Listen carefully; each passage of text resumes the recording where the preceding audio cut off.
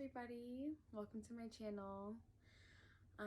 If you are clicking this link, it's unfortunately because you've gone through something similar. I personally had to wait some time before making this video because I couldn't hold space and I wasn't ready to talk about it publicly for everybody, but I watched a lot of videos myself when I was going through this, and it really helped me understand, and I found comfort in a way of relating and knowing I'm not alone. So first, I'm so sorry that you're going through this. It's something that is so horrific. It is unbearable. It's hard. It hurts. It makes you angry, makes you sad. There's nothing that anybody can say to make you feel better about it. But I just figured I would share my story so maybe you can find some comfort in relating with me. I'll start from the beginning. I had my first. So I found out I was pregnant really early because I am vegan and I really know my body really well. And so I had a feeling I was pregnant for a while, but I didn't take a test because I was a little nervous because we weren't exactly planning on it. And then I found out about when I was 6 weeks that I was pregnant, and we were very excited about it. My boyfriend and I, we live together. We're definitely want to create a life together. It's not something that is scary, but it was nerve-wracking because we weren't exactly ready for that. But yeah, I found out I was pregnant at about 6 weeks. I told him. We were excited. So we obviously made our doctor's appointments and followed up and did all the things we needed to make that necessary for us. And I actually found out on the day of a festival we were supposed to be going to, and I changed everything around. I didn't want to drink or do anything or party. Literally just like stayed at our campsite and made dinner for everybody. But yeah, so we went there, had a good time, very easy. We didn't even go the second day. We literally just stayed at camp. And then the second we came back and I went to my doctor's appointments and they confirmed and started my prenatals. I was very, very excited. And then I felt some pain one night, and it was scary because I had never been pregnant. It was my first pregnancy. So I was scared because I was like, am I supposed to hurt? Is it supposed to feel painful? And I asked like moms and aunts in my family, and they said sometimes you have stretching, but to check up with my doctor to make sure. And so I did, and she told me to come in because I had some cramping, and I had been bleeding my entire pregnancy. So I was having like this like dark trigger. This is personal, but I'm out in the open here. It was like a dark discharge a dark bloody discharge like that I had like from the beginning. And I thought it was my period coming, but it never came, and I felt like just pains and everything. So then I was like, okay, maybe that's not normal. So she told me to come in, and that morning I had my doctor's appointment. I woke up and I had blood dripping down my leg. And I knew right then that something was wrong, but I was trying to stay optimistic and maybe hope for the best, pray to God that, it wasn't what I was thinking, but I knew something was wrong. Blood was literally dripping down my leg. And Connor, so supportive. He's like, it's gonna be okay, whatever it is, like, let's go to the doctor. So I'm driving to the doctor. I feel terrible. I can't even look at him. I'm looking out the window, just crying the entire time.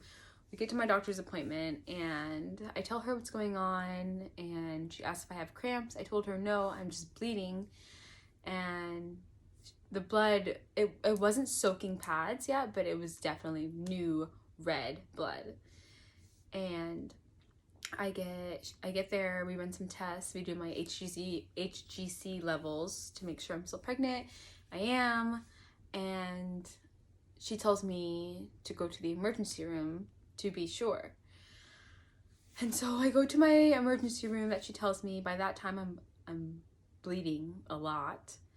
I'm waiting for a nurse. They do an ultrasound that is a vaginal ultrasound, which is very, very invasive if you haven't had one. It was hurting. I was by myself. Connor couldn't be there because it was during COVID, and I live in California, and they just won't let people in. And so I'm by myself, I'm bleeding. The nurses are like doing the traditional like belly ultrasound. They're going inside. It hurts so bad. It was hurting.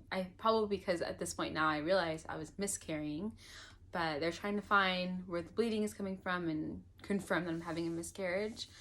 I go back out and I'm waiting, and I go to walk to the bathroom, and I'm wearing a flowy dress, and blood just pours out from my panties onto the ground, like by my dress. I'm literally stunned. I'm so sad. I am broken, and people are looking at me, and I literally don't see anybody. I'm just like staring into nothing. And a nurse comes over, and she looks at me and she grabs me. She's like, "Here, come with me." She gets me to the bathroom. She's like, "Rub my back, tell me it's gonna be okay." I'm just broken at this point. I know what's happening. They haven't confirmed and told me, but I already know what's happening. And two nurses pull me into another room, and they tell me that the tests haven't come back yet, but they're pretty sure that I'm having a miscarriage. I'm miscarrying right now. And I just cry and cry and cry. And this nurse, she didn't mean to, but I thought, there's nothing nobody can say to you. You are losing your baby. Like, even though it's so early, 6 weeks is very early, but you've already created a connection with this baby. You have thought about their future. You think about their prom, it's very hard. And I just cry, and then I leave. I ask them if I can just leave. I know what's happening, if I can go be with Connor, my boyfriend. And I go outside, and we just cry together, and they give us the paperwork, and we go home. And they told me I would probably be bleeding throughout the night, and I would probably pass my baby, and then it would be over. Fast forward, we get home. I am still bleeding a lot. I go to the bathroom, and I pull down my panties, and I see our baby. It's not a clot. It's literally like the sac. And we both just held each other and cried because, that's your baby. And there's nothing you can do about it except for cry and pray to God and just hope that things get easier. And I sat there in that bathroom for so long. I couldn't, it's probably not the healthiest thing, but the way I was processing, I held our baby in my hands, and I couldn't let it go. I couldn't flush them. I just held it, and I held that baby for a long time. And then we live by the beach. We live in Long Beach, and we had a burial for our baby, and we said some words, we prayed, and we let our baby go, which was hard, but it also gave me some closure that I needed. You never get over it. It never goes away. Still to this day, it's been a little over a month, and I think about it all the time. I think about it when I see a pregnant person. I'm happy for them, but I'm also so sad for myself, which is kind of selfish, but it's just the truth. So fast forward maybe a week, my doctor, we are still doing our blood levels and making sure that everything's going normal, and my HGC levels are still rising. They're at I want to say 4,000, and they should be very, very low, almost to zero. And so, of course, I'm like, okay, what's happening?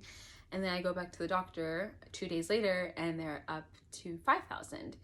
And each day just keeps going higher. So they're like, okay, there is another baby. Because twins run in both mine and Connor's family. So we were having twins. And the second baby, they couldn't find it. It wasn't in my uterus. They didn't see it in my tubes. They couldn't find where it was at all. And I went through going to the doctor, doing the vaginal ultrasound, doing the normal traditional ultrasound on the belly several times. They still couldn't find it. So I wake up one morning, a couple of days later, and I'm having pain on my right side. And I go to the doctor again, and they decide to give me methotrexate, which they use to treat ectopic pregnancies. And it's, I think they give it to people with cancer. I'm not sure. It kills everything, and then your body like reboots everything. So they give me this shot, and it's 2 of them. I got one in my arm and then one like on my upper butt cheek, and it hurt. And I was also still by myself because they're not letting people in the hospital unless you're the patient in California right now. And yeah, so they gave me the shot, and I thought, this is my second baby going away. Fast forward another week and a half. Things should be getting better. I'm doing my levels, they're going down. They're still high, but they're going down.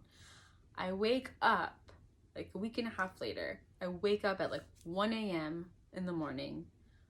Excruciating pain. I'm throwing up.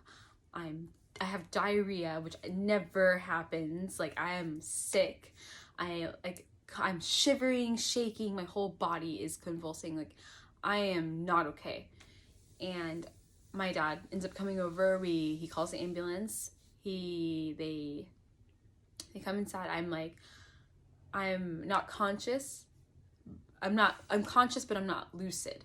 So I'm not knowing where I'm at. I don't know what's happening. I can't even I'm exhausted. I can't even open my eyes. And I go to the hospital. I don't even remember the whole ambulance ride is a blur. Everyone's crowding out. There's so many doctors around me. Like, they're panicking. I'm just like, I don't know what's happening or what is happening right now. And it ended up being that I had an ectopic pregnancy that wasn't found until right then. My right fallopian tube burst, and I was bleeding internally. So I had to have emergency surgery. They had to remove my right fallopian tube, and it was very traumatic. I had to have a blood transfusion. That was just something that I never thought of happening. One, that I got pregnant was a blessing, but I'm sad because I miscarried. Then I find out that I'm still pregnant with our second child. I find out that we're having twins, but they both are gone. No one tells you how to handle, how to process, how to understand what is even happening. Like, that is just, you think you get pregnant, you have a baby, and that's it. Like, you don't think, obviously you think about these things that could happen, but you don't think it's going to happen to you.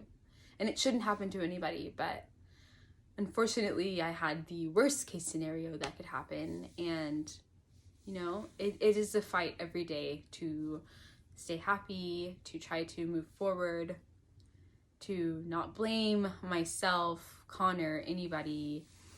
For a while I was mad. I was mad at everything. I was mad at God. I was mad at everything.